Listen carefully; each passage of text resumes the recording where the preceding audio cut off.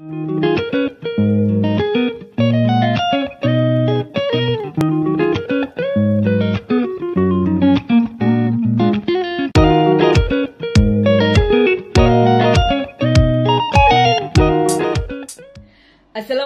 warahmatullahi wabarakatuh. Selamat bertemu kembali dengan saya, Siti Malihatun Badriah. Salam sehat, bahagia, dan sukses selalu. Teman-teman para pemirsa yang berbahagia, pada kesempatan yang luar biasa ini kita kembali bertemu. Dan kali ini kita akan membahas mengenai proses terjadinya hak tanggungan. Pada prinsipnya, proses terjadinya hak tanggungan ini ada dua tahap, yaitu tahap pemberian hak tanggungan dan tahap pendaftaran hak tanggungan. Namun sebelum tahapan pada pemberian hak tanggungan ini, sebelumnya pasti harus ada perjanjian pokok terlebih dahulu. Karena apa? Karena hak tanggungan itu sifatnya asesor, merupakan perjanjian tambahan dari perjanjian pokok. Sehingga dalam hal ini, pasti sebelum ada hak tanggungan, ada perjanjian pokok terlebih dahulu. Nah, perjanjian pokok inilah yang akan dijamin dengan hak tanggungan. Yang dijamin dengan hak tanggungan. Karena fungsinya hak tanggungan ini sebagai jaminan bagi pelaksanaan prestasi debitur kepada kreditur pada perjanjian pokok tersebut.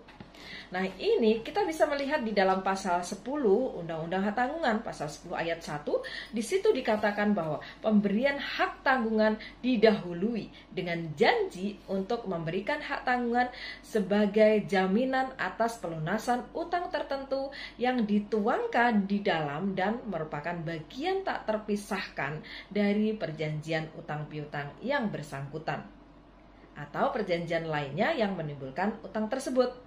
Nah, pembuatan akta pemberian hak tanggungan itu harus didasarkan pada perjanjian utang piutang yang sebelumnya menjanjikan akan dijamin dengan hak tanggungan. Jadi, memang harus ada perjanjian pokok terlebih dahulu karena perjanjian hak tanggungan ini merupakan perjanjian tambahan atau asesor. Perjanjian tambahan dari perjanjian pokok dan fungsinya adalah untuk menjamin pelaksanaan prestasi debitur kepada kreditur, untuk menjamin keamanan piutang kreditur pada perjanjian pokok, sehingga harus ada perjanjian pokok terlebih dahulu baru diikuti pemberian hak tanggungan. Nah, ini menunjukkan bahwa hak tanggungan itu sifatnya asesor. Contoh, ada perjanjian pokok misalnya berupa perjanjian kredit atau perjanjian utang piutang misalnya, atau perjanjian lain apapun yang menimbulkan utang piutang atau menimbulkan prestasi bagi debitur dengan kreditur. Ada kewajiban dari debitur untuk melaksanakan prestasi dan ada hak bagi kreditur atas suatu prestasi. Nah, disinilah kemudian dijamin dengan suatu jaminan. Nah, salah satu jaminan ini, jaminan kebendaan, yaitu jaminan hak tanggungan. Kemudian pemberian hak tanggungan itu dilakukan dengan pembuatan APHT atau Akta Pemberian Hak Tanggungan oleh PPAT atau pejabat pembuat akta tanah dengan sesuai dengan peraturan perundang-undangan yang berlaku.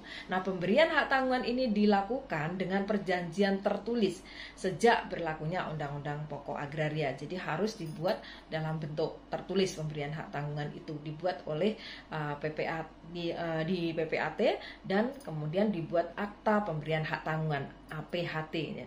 Jadi ada akta di sini. Nah, akta pemberian hak tanggungan itu pastinya tertulis karena akta di sini. Nah, hak tanggungan dibuat dalam akta tertentu yang disebut dengan akta pemberian hak tanggungan tersebut. Nah, dinamakan dengan APHT. Nah, biasa dikenal APHT atau akta pemberian hak tanggungan. Nah, di dalam pasal 10 ayat 3 Undang-Undang Hak Tanggungan, apabila objek hak tanggungan berupa hak atas tanah yang berasal dari konversi hak lama yang telah memenuhi syarat untuk didaftarkan, akan tetapi pendaftarannya belum dilakukan, pemberian hak tanggungan dilakukan bersamaan dengan permohonan pendaftaran hak atas tanah yang bersangkutan. Jadi dengan kata seperti itu atau susunan kalimat seperti itu di dalam Undang-Undang Hak Tanggungan, ini berarti bahwa hak tanggungan itu bisa dibebankan terhadap tanah yang belum bersertifikat. Jadi boleh tanah yang belum bersertifikat itu prinsipnya boleh untuk dijaminkan atau untuk menjadi objek jaminan hak tanggungan. Nah, namun demikian pada waktu pemberian hak tanggungan di PPAT pada saat yang bersamaan, maka harus juga dilakukan pendaftaran hak atas tanah. Nah, ini kenapa? Karena pada waktu pendaftaran hak tanggungan nantinya, harus ada kepastian mengenai siapa sebenarnya pemilik hak atas tanah tersebut. Karena ini merupakan syarat sebagai pemberi hak tanggungan itu harus merupakan orang yang memiliki kewenangan terhadap objek hak tanggungan. Sehingga pada waktu pemberian hak tanggungan di PPAT, maka saat itu juga harus dilakukan proses pendaftaran hak atas tanah yang bersangkutan supaya akan diperoleh sertifikat hak atas tanah. Sehingga pada waktu pendaftaran hak tanggungan, maka di sini sertifikat hak atas tanah itu sudah ada. Nah, ini yang menunjukkan kepastian bahwa seseorang itu adalah pemilik hak atas tanah. Nah, ini adalah sesuatu syarat mutlak bahwa pemberi hak tanggungan itu adalah pemilik hak atas tanah atau orang yang berwenang untuk melakukan perbuatan hukum terhadap objek hak tanggungan yang bersangkutan. Nah, itu syarat mutlak yang harus dipunyai oleh pemberi hak tanggungan. Nah, dalam hal ini kenapa pemilik hak atas tanah yang belum bersertifikat bisa menjadikan objek hak tanggungan terhadap tanah yang belum bersertifikat tersebut? Nah, ini ada maksudnya. Karena untuk memberikan kesempatan kepada pemilik hak atas tanah yang belum bersertifikat untuk memperoleh pendanaan dari pihak lain. Karena tidak kita pungkiri bahwa masih banyak hak atas tanah yang belum ada sertifikatnya. Terutama di daerah-daerah di pedesaan itu banyak sekali tanah-tanah yang belum bersertifikat. Oleh karena itu diberi kesempatan bagi pemilik hak atas tanah yang belum bersertifikat untuk memperoleh pendanaan dengan jaminan hak atas tanah yang belum bersertifikat tersebut. Dan yang kedua, juga untuk mendorong pensertifikatan hak atas tanah. Kenapa dikatakan demikian? Karena pada waktu proses pemberian hak tanggungan di PPAT, pada saat yang bersamaan harus pula dilakukan proses pendaftaran hak atas tanah.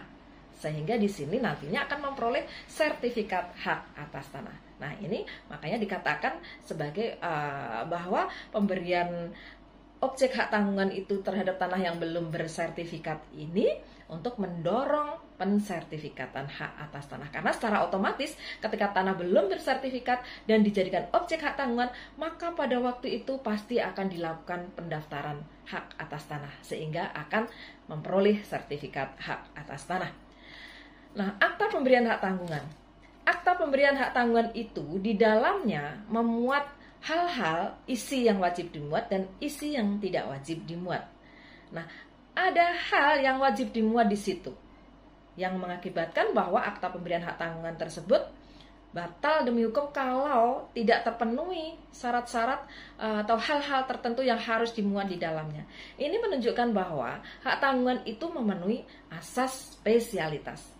Karena di sini ada hal-hal khusus, hal-hal tertentu yang harus dicantumkan di dalam APHT, dalam akta pemberian hak tanggungan, terutama mengenai subjeknya, objeknya, utang yang dijamin, nilai penjaminan, dan nilai objek jaminan itu harus dicantumkan di situ. Nah, itu kita bisa melihat di dalam pasal 11 ayat 1 Undang-Undang Hak Tanggungan. Nah, tepatnya bahwa di dalam akta pemberian hak tanggungan itu harus memuat hal-hal sebagai berikut. Yang pertama adalah nama dan identitas pemberi dan pemegang hak tanggungan. Jadi di sini subjek hak tanggungannya harus jelas. Nah, ini berkaitan dengan pihaknya itu harus jelas. Kemudian domisili para pihak. Ini berkaitan dengan tempat pelaksanaan hak dan kewajiban para pihak tersebut. Kemudian yang ketiga, penunjukan secara jelas utang yang dijamin.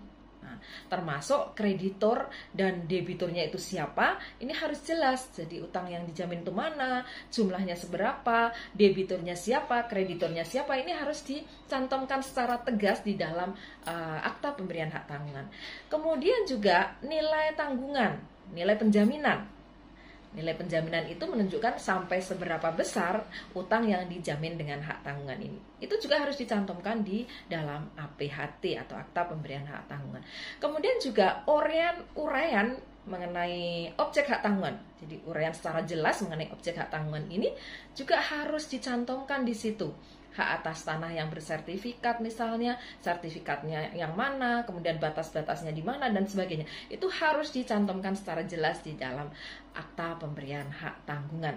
Nah, kalau ini tidak dicantumkan, maka mengakibatkan akta pemberian hak tanggungan tersebut batal demi hukum. Jadi dianggap tidak pernah ada di sini.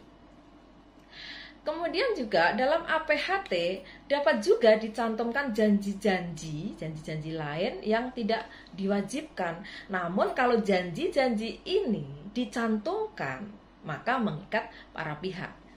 Nah, kita ingat bahwa ada asas pacta sunt servanda.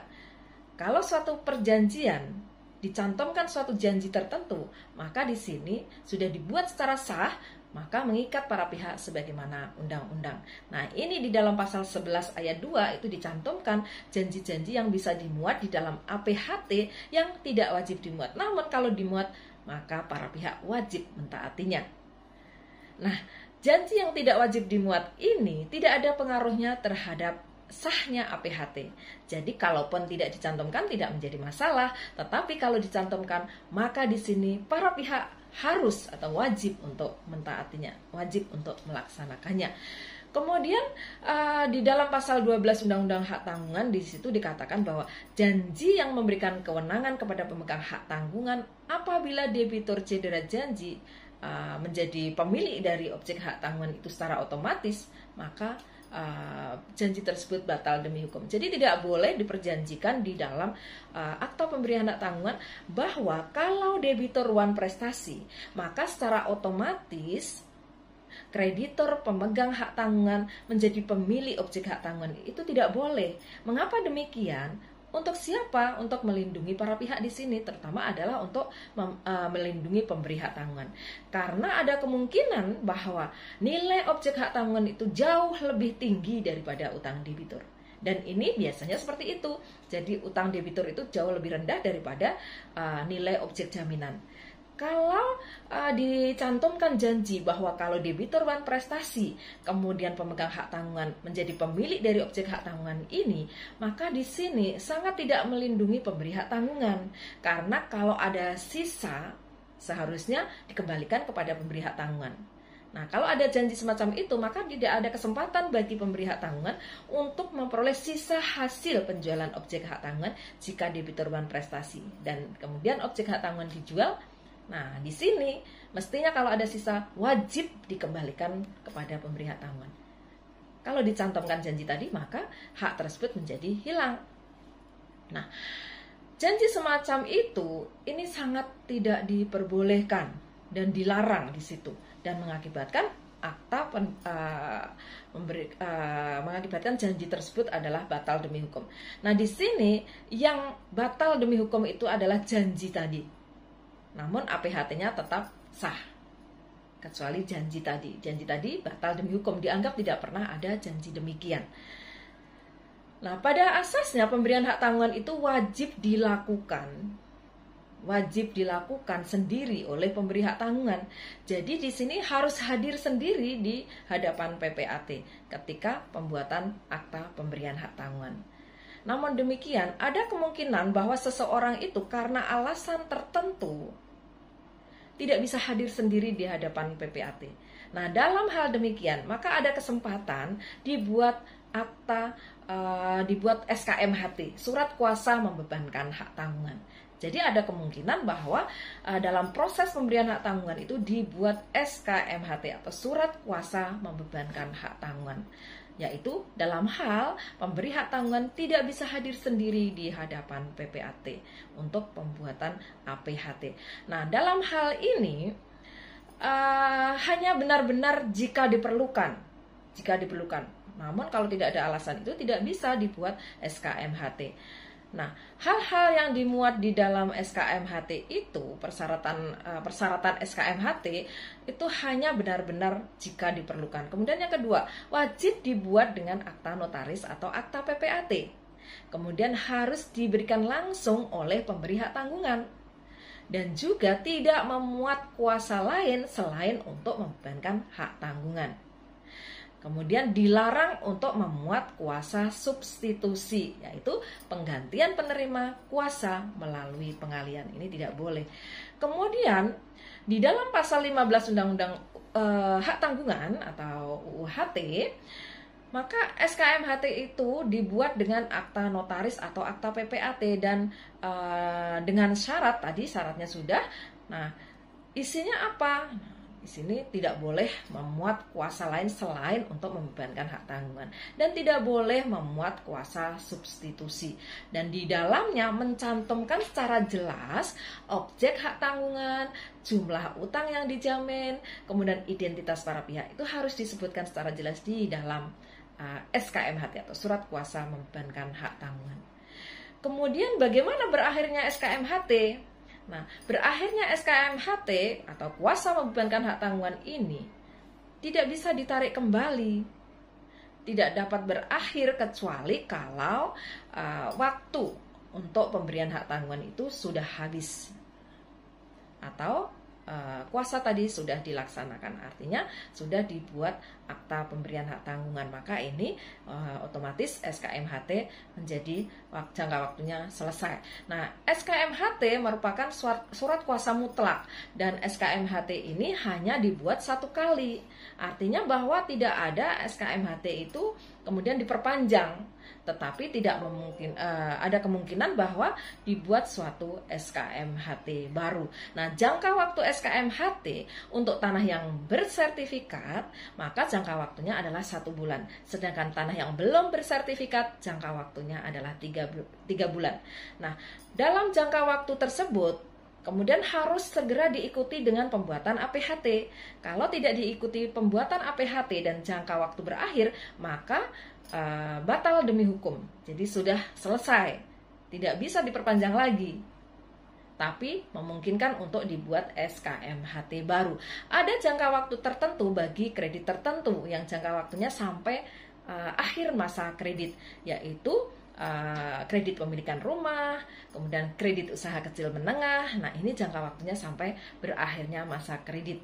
Namun demikian, kita ingat bahwa hak tanggungan itu baru terjadi atau baru lahir ketika sudah ada pendaftaran hak tanggungan di kantor pertanahan. Jadi yang menentukan saat lahirnya hak tanggungan itu adalah pada waktu pendaftaran hak tanggungan di kantor pertanahan. Sehingga dengan demikian, kalau belum ada pendaftaran hak tanggungan, maka di sini belum terjadi hak tanggungan. Sehingga posisi kreditur hanya sebagai kreditur konkuren, bukan kreditur preferen. Oleh karena itu, meskipun ada kemungkinan jangka waktu tertentu bagi kredit tertentu untuk sampai berakhir masa kreditnya, namun di sini sangat berisiko bagi kreditur pemegang hak tanggungan karena dia tidak memiliki hak sebagai kreditur preferen karena tidak terjadi hak tanggungan. Karena tadi bahwa hak tanggungan itu harus melalui 2 tahap, yaitu tahap pemberian hak tanggungan di PPAT dan tahap pendaftaran hak tanggungan di kantor pertanahan, barulah terjadi hak tanggungan. Demikian apa yang bisa saya sampaikan mengenai proses terjadinya hak tanggungan sebagai perkuliahan pada tahun 2021 ini. Terima kasih atas perhatian teman-teman semuanya, para pemirsa semuanya. Dan jangan lupa subscribe apabila belum subscribe, dan juga bunyikan pula loncengnya supaya selalu mendapatkan update video terbaru saya. Juga jangan lupa like, komen, dan share supaya video ini bermanfaat untuk banyak orang. Mohon maaf apabila ada kekurangan. Sampai bertemu pada kesempatan mendatang. Terima kasih. Wassalamualaikum warahmatullahi wabarakatuh.